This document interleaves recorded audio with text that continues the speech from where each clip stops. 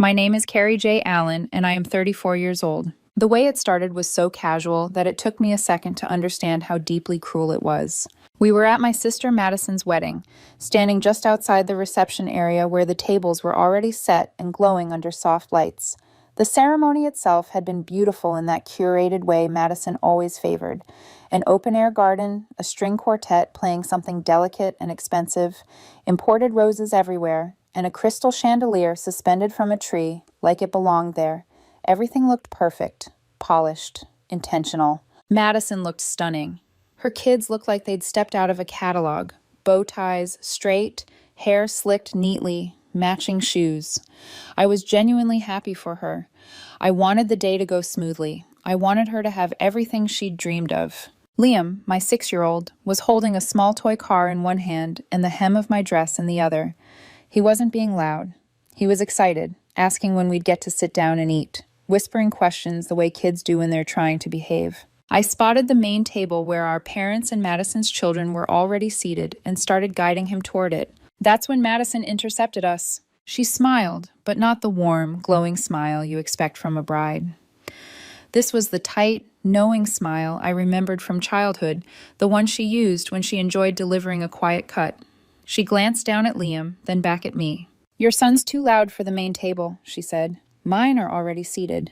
And then she turned away, just like that, already moving on to her next obligation. For a moment, I stood there frozen, the words replaying in my head as I tried to make sense of them. I looked back at the table and saw the place cards clearly. Madison's children, beside our parents, front and center.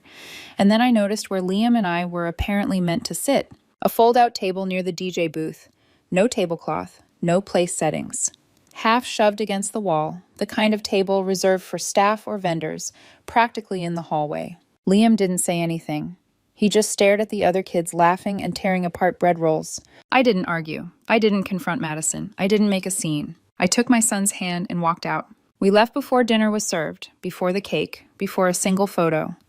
I placed the wedding gift on the table by the exit, a clean envelope with $500 inside. I knew, in Madison's world, that would be seen as an insult. I didn't care, because I had already paid for something far more generous. For months, I had been quietly funding a 5-day ski trip in Aspen for the entire family. First-class flights, the best cabin available, lift passes, rentals, everything. Madison had been dropping hints about it constantly. My parents were in. Madison had already bought new gear, and of course, they all knew I was paying. That night, after Liam fell asleep, I sat on my bed staring at the reservation email. $12,000, non-refundable. I hovered over the cancel button for less than a second. Then I clicked. 2 days passed in silence. Then Madison messaged me. "When do we leave?" I replied with one sentence. "We're not. Trip's canceled." No emojis, no explanation, just the truth. She didn't respond right away. Then came the missed calls. Hers first, then our mother, then our father, then her new husband. I didn't answer a single one. I wasn't angry. I was done. And that was only the beginning. The silence after I canceled the trip didn't even last a full day. It never does with Madison. She doesn't sit with discomfort. She broadcasts it until someone else fixes it for her. By the next morning, my phone was buzzing nonstop on the counter while I made Liam breakfast, letting him drown his waffles in syrup because suddenly the small things mattered more than managing adult tantrums. At 8:07 a.m., the family group chat lit up. Family trip. I had made the chat months earlier, back when the snowflake emoji felt hopeful instead of ironic. Madison was the first to speak. "Wow, all this because you didn't like your table?" I didn't respond. I cut strawberries into careful slices and reminded Liam to chew with his mouth closed. She tried again a few minutes later, sharper this time. "Not to sound ungrateful, but I honestly didn't expect just $500 from you. You knew we were short for the honeymoon spa. Thought you had it covered." I stared at the screen long enough to feel something settle in my chest. $500. That's what she reduced it to. The only gift anyone could see. The only thing she could quantify in front of others. Not the ski trip, not the months of support, not the quiet transfers I'd never announced. My mom jumped in quickly, always eager to smooth things over. "Carrie, I think you misunderstood the seating. Madison said she just didn't want the kids getting overstimulated." Overstimulated. That word echoed in my head. Her kids had tablets, bread baskets, and prime seating. Mine had been parked behind a speaker like an inconvenience to be hidden. Then my dad chimed in. "This is ridiculous. You're upsetting everyone. Don't let something this minor ruin everything." That's when it clicked. They weren't asking me to explain how I felt. They were asking me to return to my role, the reasonable one, the mature one, the one who fixes the mood and absorbs the cost so everyone else can enjoy themselves. I had always been good at that. Too good. I didn't reply in this group chat. Instead, I poured myself coffee and opened my laptop. Not to vent, not to cry, to calculate.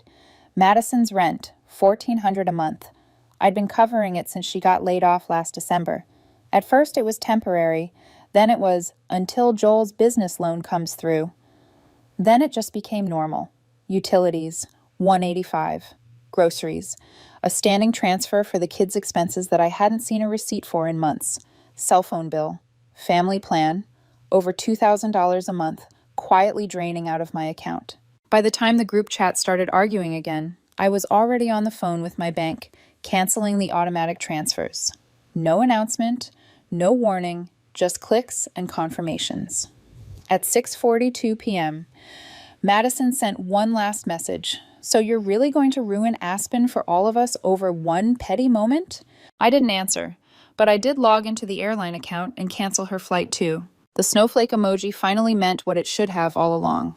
The next morning, I knew someone would show up. Madison never sends herself when she wants control. She sends reinforcements.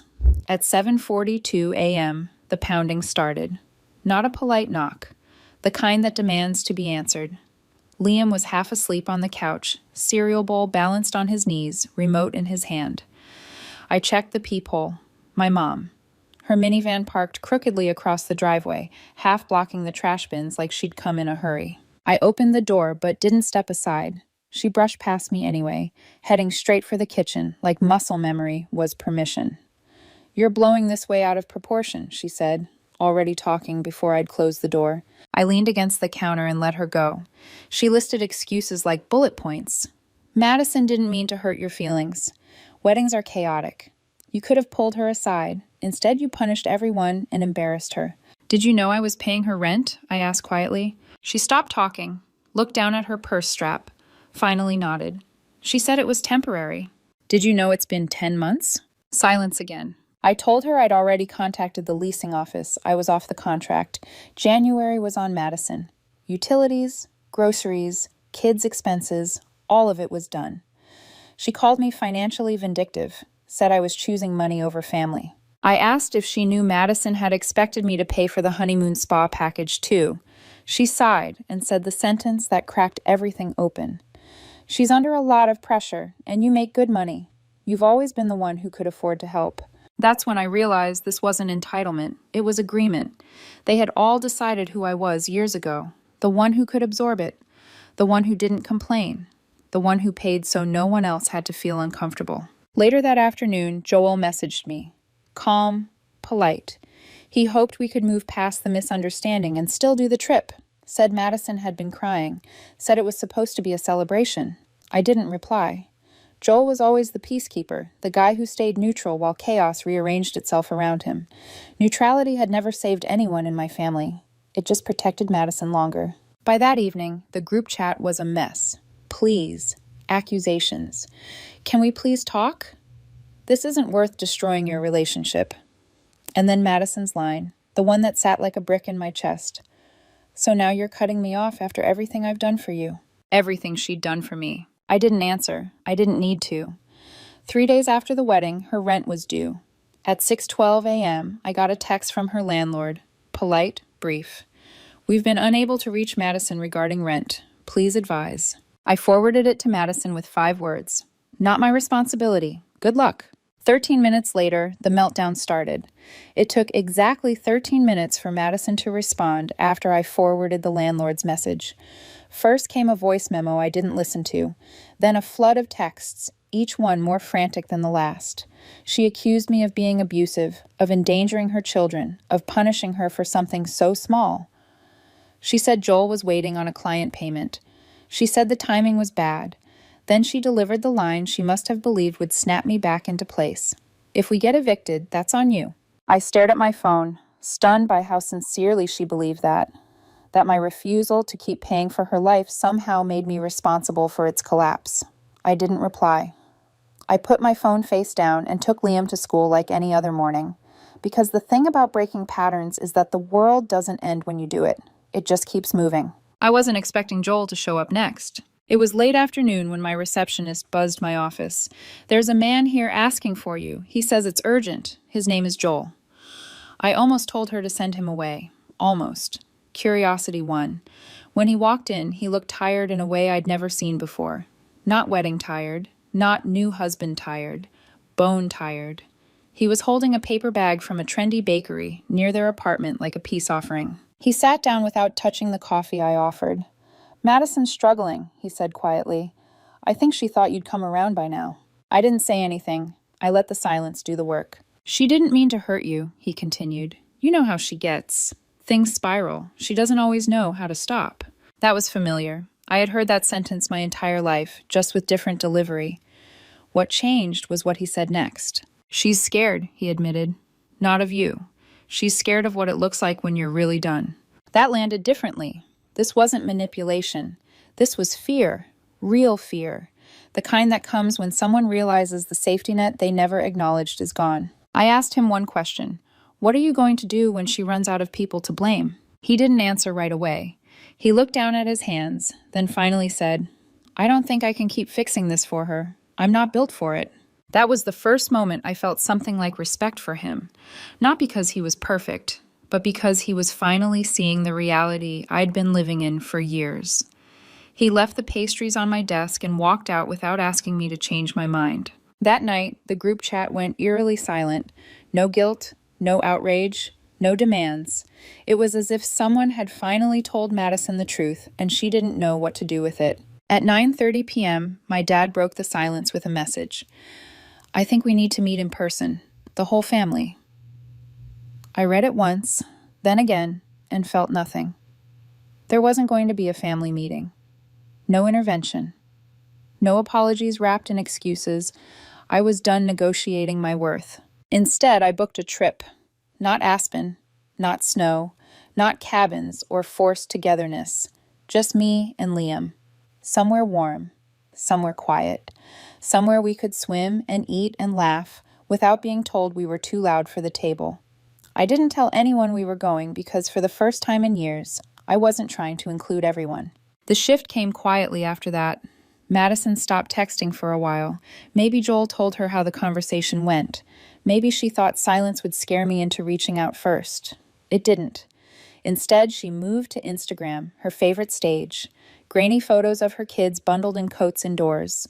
A candle next to a cardboard box captioned, "Packing again." A shot of her living room stripped down to a throw pillow and no context.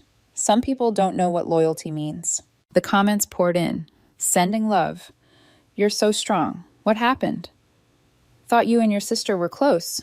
She never answered publicly, but she didn't have to. She was working the story behind the scenes. I know because 3 acquaintances messaged me the next day, awkwardly asking if everything was okay. I wasn't angry. I wasn't defensive. I was done being hungry for approval. What she didn't post was how she hadn't applied for a job in 6 months, how she had no savings, how every part of her life was still tethered to me in ways I hadn't fully untangled yet. So I sat down and finished the job.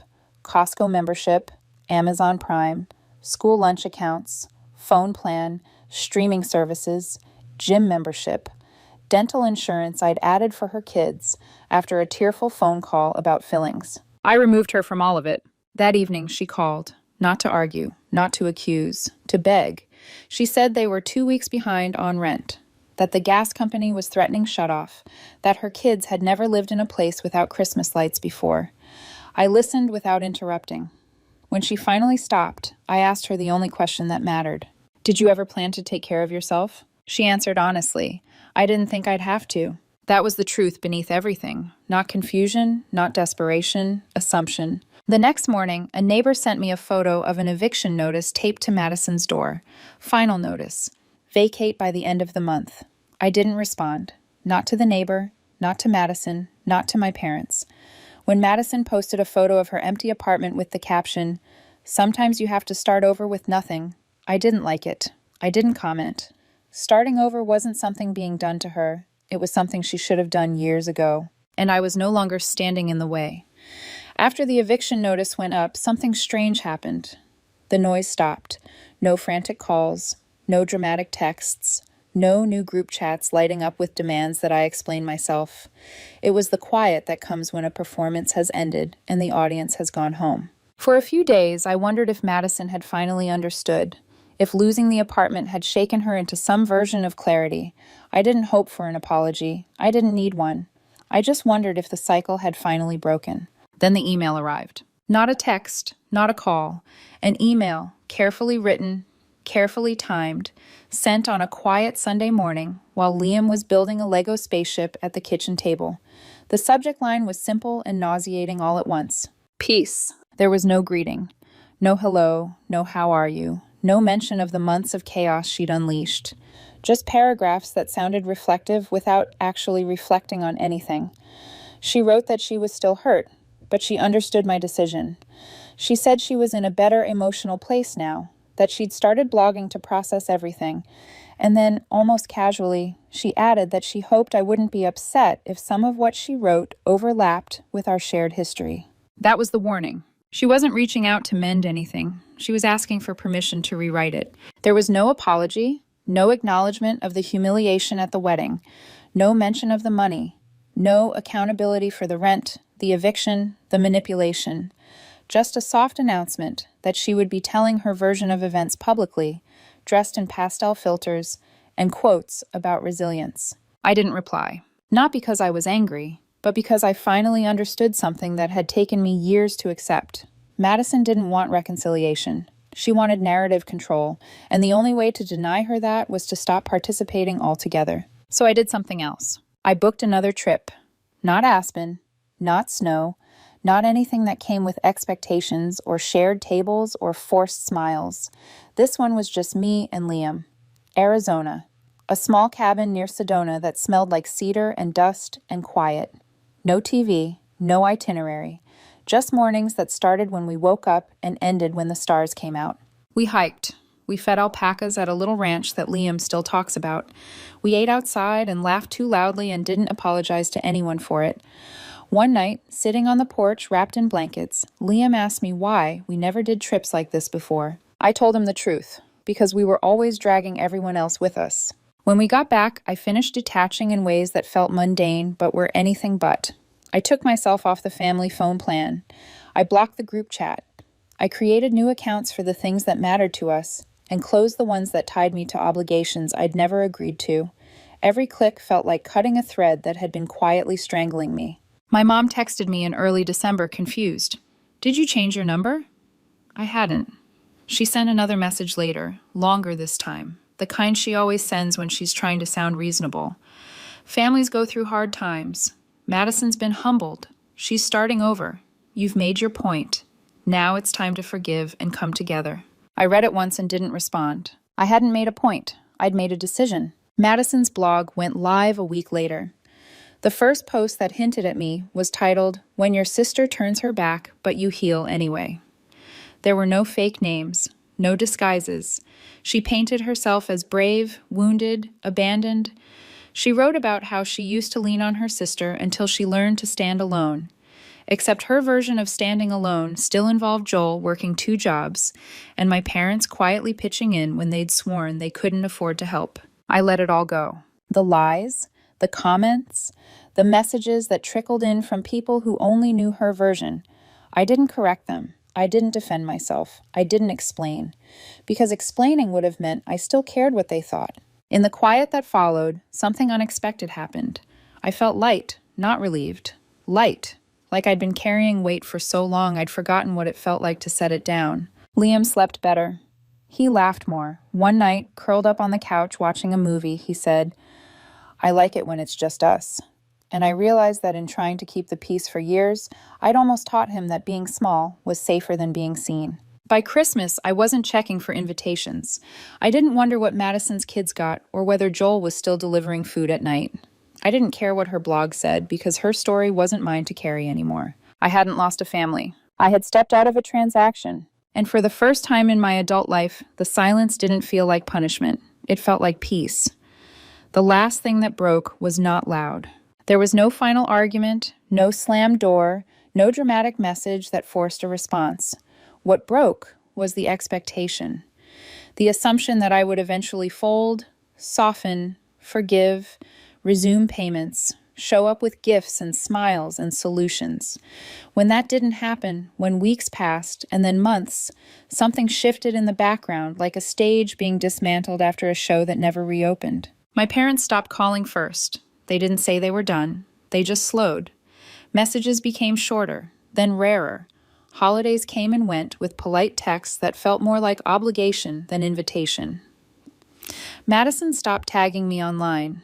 She didn't stop writing, didn't stop posting, but she stopped saying my name. I wasn't useful to her narrative anymore. I had gone quiet in a way she couldn't weaponize. And that's when I understood it had never been about love. It had been about access. Access to my money, my time, my emotional labor. Access to the version of me who always said yes because saying no felt cruel.